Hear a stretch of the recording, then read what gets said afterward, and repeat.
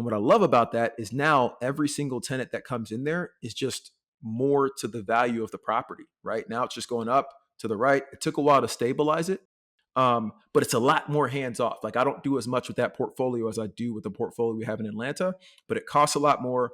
The loan terms are different, and you usually got to have partners. And if I wanted to cash out, there's not an easy way to do that. It's got to be a bunch of conversations that can happen.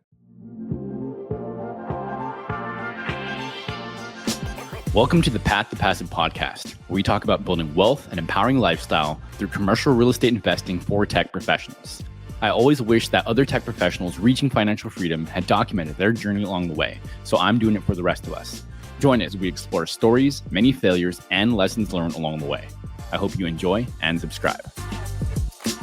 In this episode, I sit down with Niyi, a former healthcare exec who left his Fortune 500 director role and built a real estate business that now includes short-term rentals, partnerships, and ground-up self-storage development. We dive into why he waited to get his real estate license and what finally made it worth it, how he scaled from a single triplex to managing 30 plus units, and the math behind short-term versus long-term rentals when actually makes sense for tech professionals.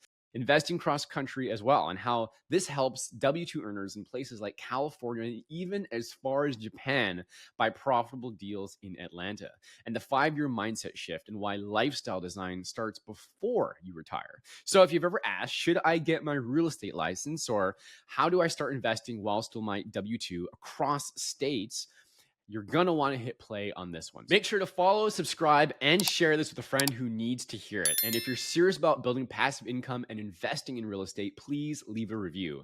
It helps more tech professionals like you find the show. Also, if you want to go deeper or work with Niyi, connect with him directly on his Instagram. You can find his information in the show notes. He's super generous with the time and always is down to help fellow investors figure out what their next move is. So please sit back and enjoy.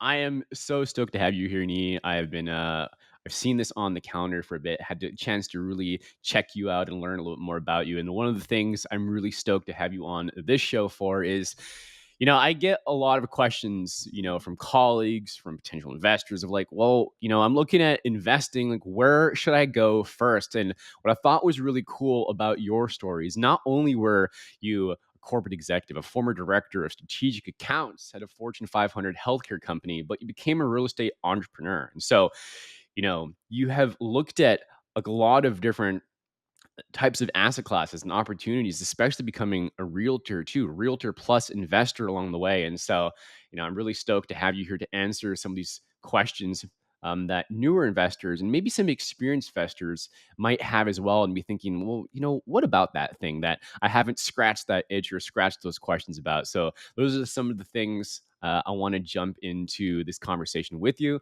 But without further ado, could you please introduce yourself, get the listeners a little bit about who you are, and then we'll dive right in. Come on now. Absolutely. And Steven, first and foremost, thank you for having me on the pod. I've been excited about this as well. And even before we started rolling, I was getting all my AI and tech questions out of the way. But for the audience, my name is Niyi Adewole. I am the leader of the eKabo home team based out of Atlanta, Georgia. And we are investor-friendly realtors. As you mentioned, I was at a Fortune 500 company for my whole corporate career, working in healthcare. I did that for about 7.5 years before making the jump into full-time entrepreneurship in real estate fully. But Nice. along the way, what I did was I invested dollars into properties. I did that for 6-7 years, and then built up a portfolio enough to feel comfortable making that jump into full-time real estate, and really found my passion. Awesome, dude. And I mean, did you have a passion about real estate before, thinking I'm always going to do that, or like you just said, jumping to into your passion? Did it slowly become? Was it just a vehicle? I know that this is a way to make money. Take my corporate cash and put it into real estate, and did it become more of a passion later on? It was an overtime thing, right? When I first graduated from the great school of Temple University, shout out to Temple, in 2014, I had no idea about the real estate piece. This was something that was kind of peripheral. I knew that people got wealth through real estate, but people also got wealth through stocks. And so when I got into corporate, one of the things I did is I was a part of a program where they brought us out to the corporate a headquarters for 18 to 24 months to kind of learn and travel and really go into this leadership program. Mhm. And so I tapped the resources that were around me. When I sat at lunch, I went to go sit down with the finance guys to say, hey guys, they just told me about a 401k. I have no idea what I'm doing. Where should I invest it? So they're Totally. the ones that told me about ETFs, right? So I Mhm. started doing like, okay, these target funds and things of that nature. And then I started researching and seeing like, hey, I'm going to start making commission here soon. Where can I invest that and how should I? Mhm. These ETFs seem cool, but are there other ways that can grow it quicker? And I stumbled across something called Bigger Pockets. Have you Mhm. heard of Bigger Pockets real estate podcast? Yeah, everyone has, man. Of course. Okay. At this point, right? Back then it was newer. And so I started listening to that and it got my mind just engrossed with, hey, I could do this thing where I buy a house, live in a portion of it, rent the other portion out, which I'm doing anyway. I got roommates. I'm used to that piece Yep. and actually have this thing pay me. And so that's how I got started. And what I started to do is anytime I got a commission check and anytime I got promoted, I would take the extra dollars and use it toward buying more properties with the intent of building financial freedom. I didn't Nice. necessarily want it at the moment. I actually loved the work that I was doing, which was being out there and selling medical devices and things of that nature. But I wanted to have something on the back end in case a time came where my number got called. Now, Mhm. fast forward to when I made the full time jump into real estate. The reason I did that is I got promoted into a position that I didn't actually like, right? So, Ah. so, so, so I was doing well, right? It was my fourth or fifth promotion, and we had closed some big deals up in Boston where it reached like sales rep of the year status and things of that nature. And so I got the opportunity to move into a director role and could pick anywhere in the Southeast. So I purposely picked the Metro of Atlanta because I saw the metrics from a real estate investing standpoint over the next decade being the strongest, at least in my opinion, for what I was looking for. And Mhm. so I chose here, moved down, and in that role as director, you get a lot of the strife without the joy. Like anytime we closed the deal, it was more the ground team that did it. And hey, this director was kind of just in the background doing who knows what, right? Sure. But when there's issues that popped up, the CEO of the hospital will be calling your phone at 6 Whenever. p.m. at on Saturday, like, hey man, what's going on here, right? And you got to answer that call. And so I started to actually look at the portfolio that had been built up over the years and say, you know what? What I really had a passion for was sales. And I really loved this real estate investing. How can I combine those two passions? And it made sense to go and get my real estate license and make that transition into full time real estate. And I knew at the time, like, I want to have a family in the future. If I'm going to make this jump, now would be the time before those golden handcuffs start getting tight. Sure. Because once you move into that director level role, the longer you're there, they just start giving you more stock options, more of this, more of that. And it gets harder and harder to start from scratch. It's harder to say no, right? Because you have a longer vesting timeline too. Exactly. Yeah. Couple things there.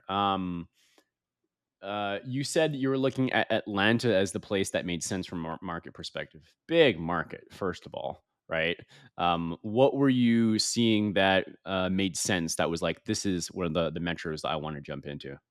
Yeah. So first and foremost, I looked at the Southeast in general. This is coming out of COVID that I was moving, right? So it was Hmm. literally like 2021 is when I moved. And so you could see the trend lines of everybody moving to the Southeast. One, Sure. it's cheaper, right? The price to rent ratios is quite less than the Northeast or the West Coast and things of that nature. Yep. Plus, you still have a lot of the amenities that are Mhm. missing from some of the Midwest markets that may be a little bit cheaper than that. That was one. Two, when you look at Atlanta, 30 of the Fortune 1000 companies are based here. And so you got diversity of income. Unlike Detroit back in '08, where it was all car manufacturers and they got crushed when that hit. In Atlanta, you got Delta based here, FedEx, Home Depot, right? Coca Cola, and a Cola. lot of other companies, right? Hey, we need that Coca Cola, all right? and, a, Yep. and a lot of other companies based here that made me feel comfortable.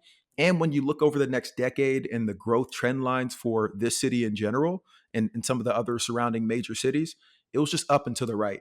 Now, one place that I got lucky was it was between Tampa, Florida, and Atlanta for me to move. Mm. And I wasn't factoring in because I'm not a Florida guy, like the hurricane and what it can do with insurance and things of that Hmm. nature, which has changed the Florida market Oh drastically. yeah. And so I got lucky from that aspect, but I chose Atlanta for all the other pieces. Yeah, that makes a lot of sense. And yeah, Florida's getting crushed with insurance, right? Yeah. That's That's okay, cool. So that makes a ton of sense. I just asked because I think origin stories are so important to hear someone else talk about the decisions made because oftentimes that becomes the sort of wake up call from someone else listening, like, oh, like that's the thing, they needed to hear too to make the change for themselves or to, you being in the future, so to speak, right? And pulling that forward or pulling that closer so they know what to do as well. So you did that, you moved, and it sounds like you went for uh, uh, the real estate license as well. So walk me through this kind of thinking and this logic for you, because it sounds like Bigger Pockets was one of the main, at least listening education platforms where there are their books or stuff like that. You don't need to name those now, but just kind of wrapping the mind around like, how did you pick the real estate license? Yeah. Okay. And this is it's all kind of just follows, and I was blessed to kind of follow this path. So I mentioned that I got started with the house hack, and it was a Mhm. triplex, right? And I bought that triplex in Louisville, Kentucky, because that's where I was moved to after my leadership program. That was my first, hey, you're a field rep, you're covering Louisville, Kentucky. Full Got it. transparency, prior to getting Louisville, Kentucky, I couldn't pick it out on a map. I thought it was like, I'm like, all right, am I down in New Orleans? Like, where am I? Right. And then I saw it. I'm like, all right, I guess I'm going to Derby City. Let's figure this out. Yeah, yeah. And so I bought that triplex, lived in one unit, rent the other two out. Along the way, I found an investor friendly realtor that's still a partner and great friend to Mm, this day. Like we literally partner on a lot of stuff. And she was the one that helped take me from that one triplex or 3 units all the way up to 30 units, even when I got promoted and moved away from Louisville about a year later to Boston. I right. kept funneling all my funds into there and buying more property, more property, more property. And it wasn't necessarily at that time with the thought to leave corporate. It was just the thought of, hey, you need to, while you're young and you have the energy, invest in your future because there's going to come a time where you're not going to want to hustle as hard, right? I Mhm. still want to hustle right now, but I can see it down the road. There's going to come a time where you're like, you know what? I think I just want to relax and not answer the phone today. And so you Sure. better have something put away. And so that was that piece. So I got to see that investor friendly realtor. And the funny thing is, when I started working with her, she had just left a corporate job at Cracker Barrel. She had worked for 9 years at Cracker Barrel, moved up to district manager, managing about 200 individuals, Mm, and made the jump to real estate. And so now, simultaneously, when I moved up to Boston to go take on that medical device role, I'm seeing her journey and how she's able to ramp up. cool. And so, fast forward to when I moved down to Atlanta, I was already having the rumblings in the first couple months of that role, like, hey, this may not be what I was looking for. And Mhm. so I was like, you know what? If I can get my real estate license and work in my passion every day, I'd be happy. And Right. if I could ramp this up over like a 3 or 4 year period, maybe I could retire from the corporate world in 2025. That was the goal. The goal was this Transition. year, 10-year career, make that transition. Now, Awesome. what sped it up and allowed me to do it in 2022 was a couple factors. One, I started getting into short term rentals. All I had done up until that point was long term rentals. And so that's slow and steady, right? You don't get Yep. major increases. But then I started doing short term rentals around the metro, and that gave me a immediate income. Plus, we started managing other investors. And now all of a sudden, I had this quote unquote base pay every month that was coming in that I didn't depend on when I was factoring in 2025. So that was one. Mhm. Two, we niched down into what we were focused on. I saw what it was working with my investor friendly realtor out there. I literally bought and now have sold all 30 of those units in Louisville with the same person, right? Mm, Over like a 7 year span. mm. So it's not like working with a residential client who's going to buy one property and live there for 7 years. When you work with investors and niche down, one, it's a different market. You need to know how to run numbers, you need to know how to speak the lingo. Mhm. But these are individuals that are going to buy 2, 3, 4 properties over the next couple of years with you. So that was the other piece. And then three, it's because we started to do bigger investments in Louisville that took less of my time to help manage that. And so Mhm. my that realtor that I talked about out there, her name's Monica Dunlap, but we were able to partner and she brought me in on this deal where we're 50-50 partners on building self-storage from the ground up. That's why I sold Nice. all those units. So we got that built. And now we're going to build some townhomes as well on the rest of that land. But long story short, it was seeing her journey and being able to lean into that and say, okay, how much did you make year one? Okay, that's a lot less. What'd you make year two, year three? And fast forward to today, now she has her own brokerage with like 50 agents. She's not even actively in the field anymore. And she's just a few years ahead of me. So I can see that. And I'm like, you know what? There goes the North Star. I can get there in Atlanta. Totally. Okay. Awesome. So it was this. was really the initial thought. I mean, one of them was that you saw the if I could, work if it made sense economically and I could work in a place, in an industry, really, business that I liked doing, then this would be a transition to really kind of working for yourself as well as then it becoming a business, a different runway. For Spot on. so how much did the license actually serve you? Because again, I was telling you before, like this is the question that comes up, like should I go for a real estate license or not if I'm looking to invest? And maybe this is kind of a two-part question. Is it should like who would you suggest to go and get a real estate license to? And what are your thoughts on even needing a license if you are going to want to be just an investor? I think to initially invest, and I love this question, I answer it on the daily, but to initially invest, you should go find an investor friendly realtor that can help you through the process, right? Because they're going to have all the contacts you're going to need to be successful here. It's not just putting a sign in the yard or writing a contract. It's do you have the connections with the contractors and the handyman and the vendors that are going to help you run this thing successfully? And have you done this before? So that's Mhm. first and foremost if you want to invest. Now, if you find out that you have a passion for investing and a passion for real estate, and you believe that you would use that license not just for your own deals, but for other people as well, you should go get your license. But if you're only going to use it for your own deals and you're not purchasing at least, I'd say, 3 deals a year, it doesn't make sense to have your license because you're going to have to pay all these fees, meet all these regulations. Now you have to actually disclose that you're an agent when you're putting in offers, which may Mhm. hinder you a little bit. And you're paying all this money for something that you're not going to use. So I purposely didn't have a license for all those years until I realized, like, hey, I think this is what I want to do. And then I went and got my license. What else did it actually enable you to do? I mean, sure, you can pull up things on MLS as an example. Like, what else? What are some of the other things that maybe someone doesn't think about that having a license actually enables you to do it in? And that's going to be in the local market, right? Yeah, in the local market. So one piece that I mean should be obvious, but a lot of people, even on my team, the newer members, question this is you can get paid to buy your own deals, right? That should be pretty obvious, but like you need to negotiate for your commission as if you're representing a client. And so Hmm. now you're going to go buy a deal. Say you're putting 5% down to buy a house hack, right? You can make 3%, 4% commission, and you essentially only had to put down 1 or 2% to buy that house, which makes it a lot better. And so that was one of the major benefits. Now you can actually get paid to buy the deals if you're going to continue investing. Awesome. Okay, so more able to get more data is one thing. Paying yourself, I would say another maybe intangible that has come up or comes up is being part of different networks, getting an easier door into talking with people too. Would you say that's another? Yeah, yeah. But again, it's all about what you're using, right? It's all about if you're actually going to use it. Because a lot of people, even realtors that are like, hey, I'm going to be a realtor and help clients, like most of the realtors out there aren't doing many deals, right? Like Right. it's rare to find a realtor that's done double digit deals in a year. And so, how often are you using this and actually getting out there and networking with others? We've now been able to close, you know, 132 deals, 134 by the end of this week, right? In the last 2 years. And with that comes being able to now know the agents that have these type of properties. And now they reach out to you before they even list it. So now you start getting these pocket things, but it Hmm. comes with volume. Like people need to see you in the market doing a lot. And so unless you're going to do, like 3 deals a year at least, I don't know that it makes sense to get a license. I think I would partner with somebody and let that person do it. And partnering with an investor agent.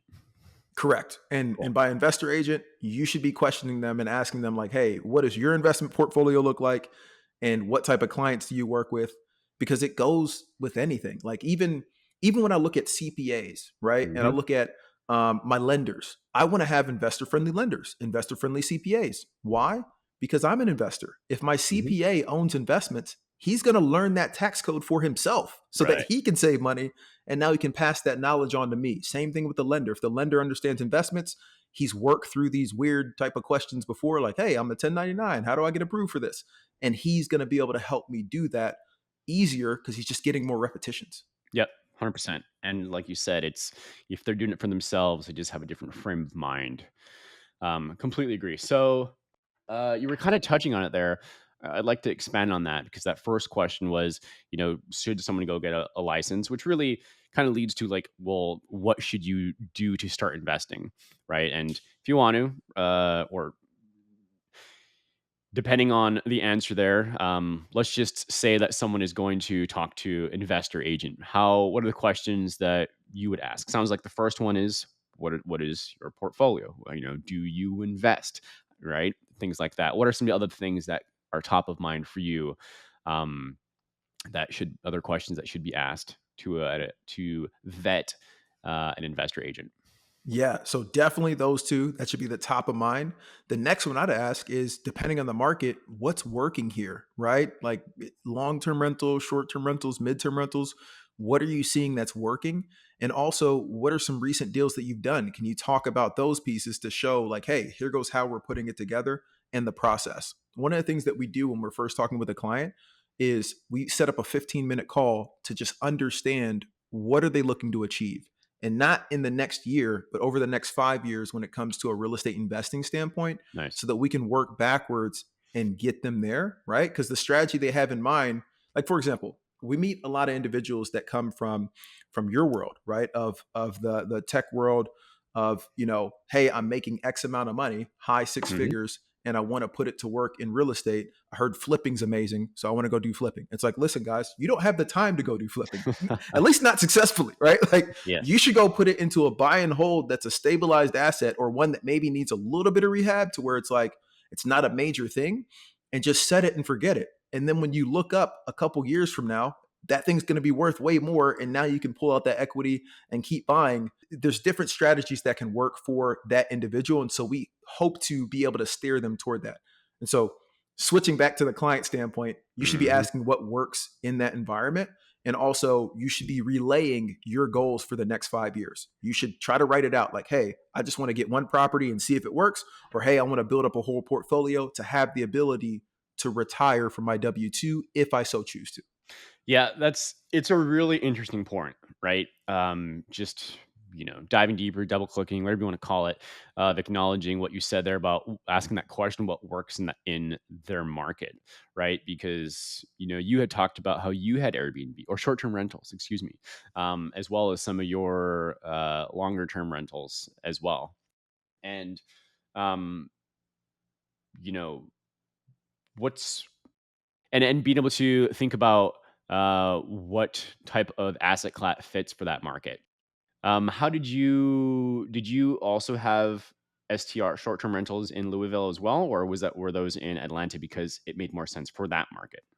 You're spot on. So in Louisville, Louisville's a Midwestern market. It still makes sense to get something called the 1% rule in Louisville. That's where if you buy a house for 200K, you could rent it for $2,000 a month, right? Yep. Now, it's not those exact numbers, but Hmm. in Louisville, for example, the first triplex I bought back in 2016 was 190K. And I scraped together everything to buy that because I was broke at that time. So the first triplex I bought was 190K, and at the time it was renting for 2,200 before I moved into one of the units, right? And so Hmm. when I moved into one of the units, I was still bringing in 1,400, and the mortgage was 1,350. I was essentially living for free. Yep. Now you can't buy that at that price today, but when I sold that deal back in 2021, I sold it for 310,000, so it appreciated a little over 100K, Hmm. and it was renting for, I want to say, 2850, something like that. So still very close to the 1% rule, so it makes Hmm. sense as a long-term rental. In Atlanta, the price to rent ratio just across the board is 0.5%. That means if you buy a $300,000 house, if you're just throwing a dart at the wall, it's going Yep. to rent for $1,500 a month. That makes no sense. You're not even going to cover the mortgage, Right. right? What does make sense is if you can get closer to 0.8%, and we found pockets and deals where we can get that, especially if you go triplex, quadplex that needs a little bit of work, we can get to like 0.8%, which if you're looking at a $300,000 house, that'd be like, 2,600 or no, 2,400, right, per month, Okay. which is pretty close. Um, Please check my math on that, Stephen. Um, and Keep so going. in Atlanta, what does work is the short term and midterm rentals. This was something I discovered. I'd heard about it and I was kind of weary of it. I'm like, I'm a bit nervous. I don't know about that. Hmm. But then I met some individuals that actually were experts at it that showed me how to run the numbers to make it less risky and Hmm. more data driven, which is how we work with any of our deals or clients. And so, long story short, I stepped into it with a house hack, right, where I knew I could rent that bottom unit for enough to cover the mortgage as a long term rental. But Mm-hmm. then I did short term rental, and it far exceeded my expectations. It did about $1,000 per month more than I thought it would do, Cool. and that's when I really stepped in heavy and became an expert at the short term rentals over the last 4 years. So that was a place that you had for yourself that you also had the other units as short-term rental stays for. Exactly. And sorry to Okay. delineate, that first triplex was in Louisville. Yep. That first short term rental was 2021 in the metro of Atlanta. Bought a single family with an in law suite because I like Mm-hmm. house hacking because you cut your living cost. Sure. And the in law suite, when I ran the numbers as a long term rental, if it pulled in 1,500 a month, I was comfortable covering the rest of that mortgage. I'm like, I'm good with that. Yep. So let me try the short term rental. And the short term rental pulled in between 2,500 and 3,200 per month on average. And it was killing it. What is your thinking on the amount of time that I'm assuming that it's an STR, short-term rental, so it took more of your it's more active investing, took more time to turn over some units. What types of things that you do for being the operator, right? For that, um, and versus your longer term rentals. Man, so it's two different beasts. Long term rental, once you put a tenant in there after 30 to 60 days, right? Once you've worked out the kinks, that tenant doesn't want to be bothered, right? They're like, Hmm. hey, unless there's something broken, they're not going to reach out. The payment's going to come if you vetted correctly. And so it's set it and forget it. Whereas short term rental, you're getting a new tenant, quote unquote, every couple of days. And they may have random questions to ask and things of that nature. And so early on, when I first got into this, it was a lot of work, man. It was like, man, okay, like it was exciting because there's dollars hitting your account every Yep. day, but it was a lot of work. Once you start working with individuals that have done it for a while, and now we're seasoned in this, Hmm. what I've realized is you can automate 80% of that work. So initially, I thought it all had to be done by me, right? Hmm. But over time, when you start implementing the software and the tools, you can literally automate over 80% of the work. And once you get to a certain level, right? Like, and that level for me was about 6 units under management, four that we owned and two that we were managing, to where Hmm. I could start hiring other team members. And now I don't do really anything. I just meet with the team, twice a week, once on Monday, once on Right. Friday. But long story short, if you're using the right software and what we train our clients to do, you can automate 80% of the messaging because of what we kicked this conversation off with, which wasn't, before we started the official podcast, which is the AI piece. There's so much software out there that was already being used before, but now it's implementing AI to pull in all the past conversations and previous responses you've done to Yep. have all that info for that property just ready to go for the client or the resident, that it makes it easier and easier. Yeah. Okay. A couple places to go with this, but I want to keep serving the listener here with, if they're following along, answering that question, like, all right, what do I do next? What do I do next? And at this point, all right, they have met someone potentially to that's investor agent, have vetted them enough to, get the warm and fuzzies on this person knows what they're doing, so to speak, and um, and they're going to start moving forward like a delineation for the long-term rental and the short-term rental, which is much more active because it's more of a business, higher turnover, but potential dollars increase as well, assuming the numbers work, etc. um but I know there's questions in my head here where you talk about Louisville and you're also talking about Atlanta, and that you're looking, did you buy anything else or in Atlanta before you got there, or was that house hack that was the first one, right? That was the first one.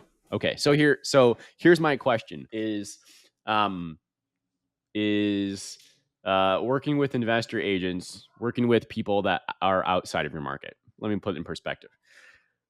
You're going to have to have a lot of cash, especially your first time around. If you're in San Francisco, tech professional, and you're like, let me go try and do a short-term rental in San Francisco. Testing the waters, it's a lot more cash versus if they're like, yeah, this dude seems about right. I don't want to invest in middle America somewhere, but Atlanta, yeah, I get that. Maybe I'd like to go buy something out in Atlanta as an example. Um, what are your thoughts about investing from California to Atlanta as an example? way, Yeah. way cross states. Yeah, literally as far across as you can get, right? And Yep. so we've helped actually a lot of clients from California as well as New York, as well as most recently Japan and Israel Mm, close on deals. And so I don't know how far Japan is, but it's a lot farther than California. And so sure. with that in mind, it's all about and I guess if you talked about advice, one, making sure that you're with that investor friendly team that's going to have all the pieces to help you be successful with this is hugely Hmm. important. And you should vet those folks. And so Yep. we've been vetted. We're comfortable having those conversations with anybody. But a couple benefits that I would say in investing afar is you actually get to put down less than you think, right? And so Mm, if you wanted to go the short term rental route, a lot of people think, okay, I need 20, 25%, but you can buy it as a second home vacation rental, right? And put down 10%. And so that's a significantly less than you would have to put down even for some of the regular like long-term rental investments, being able to put down 10% instead of 20%. And so that's one hack that we found, putting down that 10%. And the other piece, I know you didn't ask this, but it's kind of circling back to that tech person and why would you want to do that? sure. Because there's ways that you can help shelter some of the income that you're making from a W-2 by going that short-term rental route. It's one of the reasons that I moved into full-time real estate as well, because I looked at some of the income that I had that was getting taxed. And I said, you know what? Hmm. I actually don't even have to make as much in real estate to make the same amount or more because of the tax benefits. Got it. And so there's something called Real estate um, professional. real estate professional status, but Hmm. also the short term rental loophole. Have you talked about or heard about the short term rental loophole? Mm-mm, not specifically. Okay, so short term rentals are under the tax code considered like hotels, right? And hotels are active business. And so Hmm. because it's an active business, you can take active losses against your active income, even if you're working a full time W 2 Hmm. without being a full time real estate professional. And so we've helped clients from California, New York, as well as out in Japan. Well, Japan doesn't really matter, but California, New York, close on deals out here, right? And then they do a cost segregation on the property Hmm. where they take all that depreciation up front and that counts against your active income. So if you made 500K last year and you buy a house and say we get 100,000 in cost segregation, Hmm. now instead of 500,000, you really made 400,000 last year because it Right. reduces your taxable income by that amount. And so that's been a huge game changer for individuals trying to figure out ways to get investments using that tax money that you would have given to the government anyway. Cool. Just big picture, and I love that. I actually wasn't aware of that one specifically. That makes a lot of sense. Um, you talked about, there's a certain point where it makes sense to where you're not doing the work, and you said it was about 5 or 6 units, right? How does that situation work for the investor in California or Seattle or New York, as an example, right? Do they need to have how do they do this with a short-term rental perspective? Because if I'm thinking, well, dude, I got to get like 6 of these before it makes sense at scale, that doesn't really make sense for me, or how does it make sense for me? So do you understand what I'm saying here with doing that long distance? Absolutely. Absolutely. And so there's two ways to do it. There's investors that are like, hey, I really want to be hands off. And so we actually have a management company that manages 30 short term and midterm rentals. We don't do long term. We have other people we refer to for long term, Hmm. but we do 30 short term and midterm because, again, once you hit scale, it just gets easier. It's not necessarily me, it's my team managing Yep. it. Hmm. And so we help a couple of our investor clients by just managing it for them. And now they are truly hands off. And then for others who want to get that experience and keep the profits, because short term rental management does cost a bit more than long term rental management, Yep. we coach them through and show them how to automate 80% of this. Is it going to be fully hands off? No, but you're not going to have to talk to your cleaners. You're not going to have to answer most of the guest questions. There's only going to be certain instances where you need to step in to actually get something done. And you have boots on the ground here in us who are actively doing this and working with different vendors that will refer to you that can get the work done and Hmm. making it happen. But if you were to ask me, like, hey, is this going to be as hands free as like stock, like putting that Yeah. 100K into the stock market? Absolutely not. But the payoff, in my opinion, is going to be much greater on the back end because, from what I know, when it comes to stock investing, it's not going to pay you as much in dividends as you're going to get from the Hmm. actual income on the property. You're not going to get the tax benefits, be able to pull that money out tax free, right? When you're talking about being able to refinance a property, Hmm. and you don't get that equity growth over time, right? Which is the huge piece. Like these properties are going up and to the right because It's getting harder and harder to build these things, and construction costs going up. And so those are the pieces that I think about. Okay. So that makes sense. The systems and doing things in sequence are priceless. I mean, not exactly. You can attach a price, but it's in terms of stress not halved, right? It definitely makes a difference to know what to do in order. So I'm sure that's a much bigger conversation here. But what I wanted to ask about here is you're comparing to stocks, and that's fine, and that's good to talk about. Usually, what we're talking about here on this podcast is we're talking about commercial real estate, and so different asset classes, doesn't matter what it is: multifamily, self-storage, private credit, mobile home parks, RV parks, et cetera, right? And so the stocks thing is fine, but it's like, what does it look like from all these other alternative investments? And I wonder if you can, if this is a place that you can comment at all, because you said one of the things that you and that I believe you said the name was Monica. I might, Monica, yep, yep. spot on. Um, uh, you were partnering with her on is the development self storage, and so self storage must have been interesting enough for you too to jump into that. And so how does the first comparison um, of doing like a long-term rental, compared to something like it's self-storage, commercial, or, from an LP perspective, even if you can comment on that. Yeah, And then we'll kind of go from there. But the overarching topic here is, does it make sense to go do the long-term rentals, or should I invest in 3, 4, 5 different LPs in different asset classes? That's where I'm kind of getting at. I love it. And so I'll take a step back before jumping into the storage piece and then talking about the comparison. And so at some point along this journey, please don't quote me on the actual date because it's hard to keep it all together at Yeah. this point. But I bought a 12 unit in Louisville, and that was my first quote unquote commercial loan, because when you get over 5 units, it's now commercial. And I made all the mistakes because I was a rookie, right? I was looking at it and running the numbers on my own without asking, and thinking Hmm. that the numbers were the same as all the other small multifamilies I've been buying. Sure. But when you move into commercial, you now go from, hey, putting down 20% on an investment to 25 minimum. And oh, by Hmm. the way, that 30-year fixed rate that you were thinking about is no longer a 30-year fixed, and it's higher, right? You're Yep. going to get like a 5-year arm amortized over 20 years or 25, and you got to Right. personally guarantee it. And so, long story short, the numbers that I underwrote that thing at crashed and burned. I still closed on it because it was a deep enough discount, but man, there was a lot going on with that property. And so that was my first toe dip into commercial. And then fast forward to now partnering with my investor friendly realtor, Monica Dunlap, out in Louisville, Kentucky. The reason I made that jump is the same reason in Monopoly you go from the greenhouses to the hotel, right? You get to consolidate everything Yep. and eliminate a bit of the headache. It's easier to get into the smaller properties, especially if you want to have that control. Because with the smaller properties, I could sell that in a blink of an eye if I wanted to make some money. Hey, I need 100K. I'm going to go sell this property. Boom. And it's my decision to make. Sure. With the bigger properties, you're usually having to work with other partners, and you lose a bit of that control. Hmm. Now, the benefit to it is I was able to sell all 30 of those units, partner with her, and we've already had that self storage built. I actually had a call with our operator earlier today, and we're ramping this thing up. So Awesome. we're getting it occupied and things of that nature. And what I love about that is now every single tenant that comes in there is just more to the value of the property. Right now, it's just going up to the right. It took a That's while right. to stabilize it, but it's a lot more hands off. Like I don't do as much with that portfolio as I do with the portfolio we have in Atlanta, but it Hmm. costs a lot more. The loan terms are different, and you usually got to have partners. And if I wanted to cash out, there's not an easy way to do that. It's got to be Right. a bunch of conversations that can happen.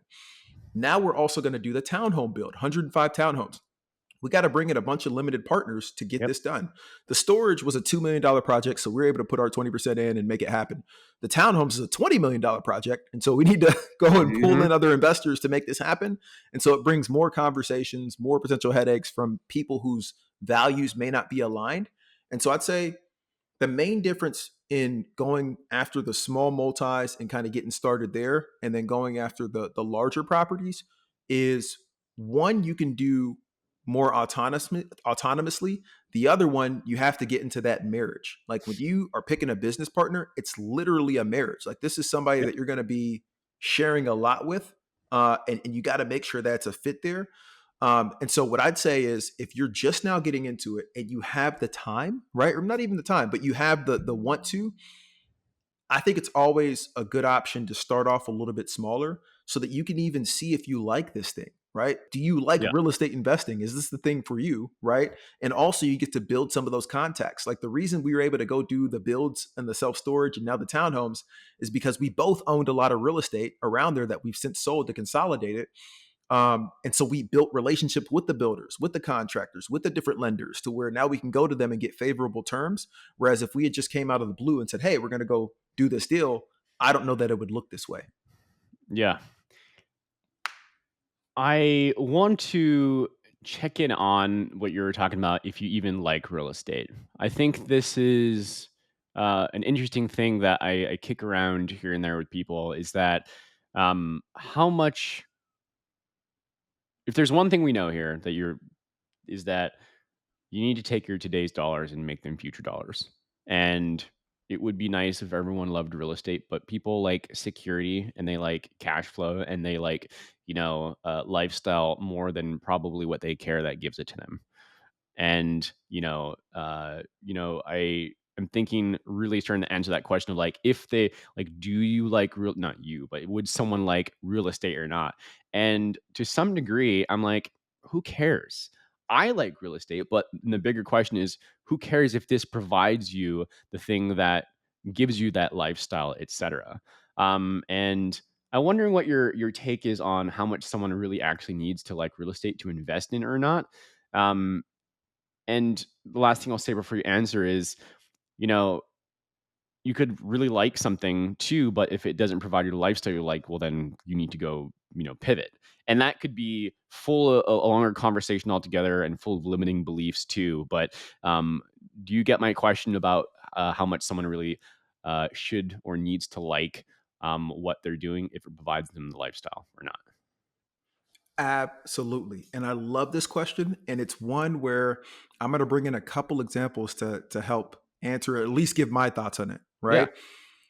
And I'm going to call three things out. So one is real estate, two is stocks. And I know we just talked about the stock thing, but please forgive me on this. sure. One, real estate, two, stock, three is crypto, right? Hmm. These are all investments that you could do. You have to like it enough to have a long-term view, I would say of minimum 5 years, right? On that Hmm. investment of any of those sorts. Because over a 5 year period, the stock's probably going to be okay. Over a 5 year period, believe it or not, crypto's been okay, which is crazy. And over a 5 year period, real estate's going to be okay. But if you're one that's going to get shaky, right? Hmm. Hey, 1 year in, whoa, it hasn't gone up. What is the price? Well, listen, interest rates are higher. This thing's happening. Like there's a lot going on right now. You got to wait for that to settle down. That's where you get into trouble. And it's hard to point out a person and say, okay, this person's somebody who's going to have that 5 year vision, and this somebody who's not. But we've seen it over time with all the clients that we've worked with. There's some clients where they'll buy a house, and if they're not seeing like, hey, immediate equity in 1 year, having not put any work into it, they're like, hey, should I sell? I'm like, listen, no, you should not. Like you need to hang on for at least 3 to 5 years so you can even recoup the funds that we put in to buy this thing to begin with. Right. And so I hope that answered the question. I would say you need to like whatever your investment strategy is enough to believe that it's going to work over the next 5 years. Because if you give it 5 years, my goodness, I've had the benefit of seeing a full cycle of the first properties I bought being sold now for X amount more because I held on to it long enough. And so I get it. And so any property I buy, it's with the mindset of minimum 5 years. Yeah. Yeah, it does to the degree that it's important to, you have to like you said, like it enough to be interested in it, to learn um it and the technical ins and outs of it as well, right? So I do agree. There's a much bigger topic here that we don't have time to get into, but I just doing a quick check in of like, you could go buy certain businesses on HVAC or something, whatever the rage is, right? And it's like, I care less about HVAC, but I really love business and I love investing. And if you make that the thing, then it's like, well, it doesn't matter if it's stocks or crypto, whatever. It's like I love investing and I love the game of investing, right? Yes. And to that point, you go by that HVAC company. It's, are you going to love it enough or at least like it enough, or the business of investing in that, to put your time and energy to Yep. optimize it over 5 years? Because even when you look at sports, right, we're watching like the playoffs and things of that nature. Mm-hmm. The first 5 years in the league, most people suck, right? Like, and in your business, the first 5 years that Yeah. you're working in whatever company, you're still trying to figure it out. It's that's when you hit your prime and you start to have those lessons catch up and you get really good at it. You got to have that staying power, because if you buy that HVAC Mm-hmm. company and 2 years from now you're looking to sell, I guarantee it. Well, I'm not even going to guarantee. I would bet or wager that it's not going to go very well. But if you had it for 5 years, I mean, you've been in business for a while. You probably figured some things out, got some reoccurring clients. It's probably worth a lot more. Yeah, the first couple of years were hard, man. Yeah. Awesome. Uh, you know, we talked about, you've got spending time with some family. This is over recording just after Memorial Day weekend, and you're planning family out and stuff like that too. Talk to me what you invest for when you're thinking about your the next years of your life. What are you planning for your investments more? Oh, this investment is going to pay for the kids college fund. This is going to pay for that new thing I want to do, that trip. Like it's what are you investing for, and what are the things that you're looking forward to in your investing career? Man, and I love this question because it's why I got started investing in the first place and why I continue to invest. The overarching goal is, financial freedom, but if you drill down into that, it's really being able to live the ideal day, right? And by ideal day, I mean waking up excited about your day. And so, for example, when I was in that W-2, those last couple years, especially when I had moved down here and was in that director role, I could feel the weight of Sunday. Like midway through Sunday, I'm like, man, like tomorrow's Monday.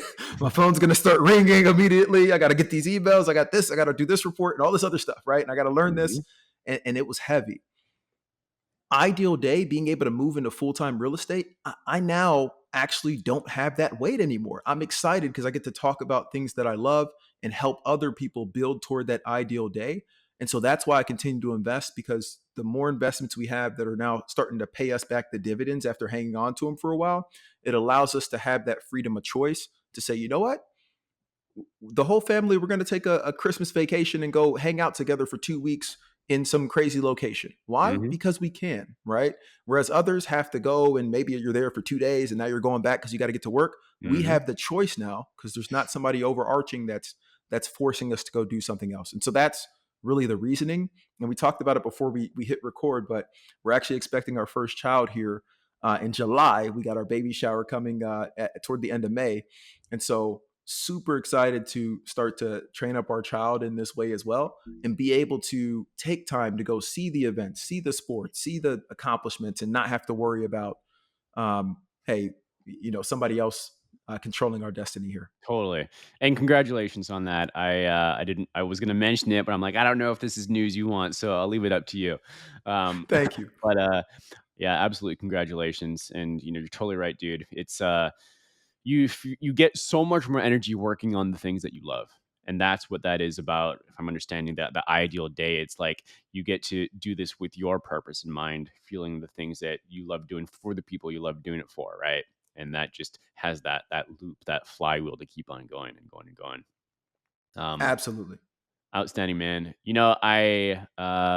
We'll keep connected because I think in a couple of years it'd be fun to do another podcast and like how is that going teaching the values that you had too, that you wanted and crafting that over time. So I look forward to that, knee. Come on now.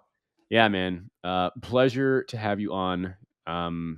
We got to dive, medium deep, and I hope more and more and more here too about some of those common questions you get, I get as well about where to start.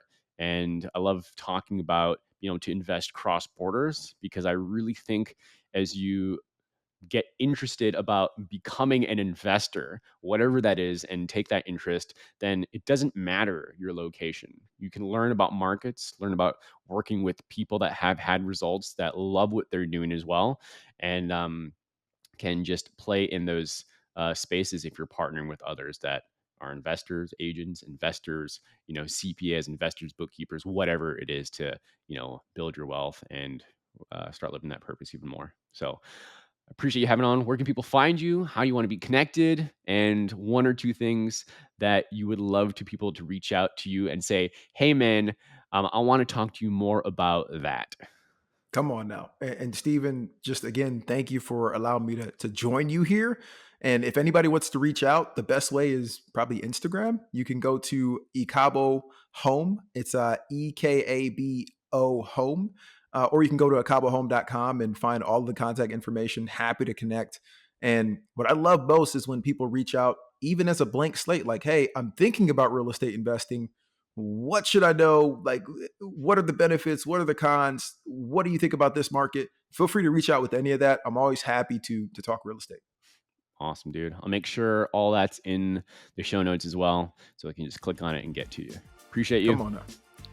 Thank you, Stephen. Take care. Thanks for joining us on another episode of Path to Passive. We love connecting with our listeners and those on the path to architecting their wealth and improving their lives.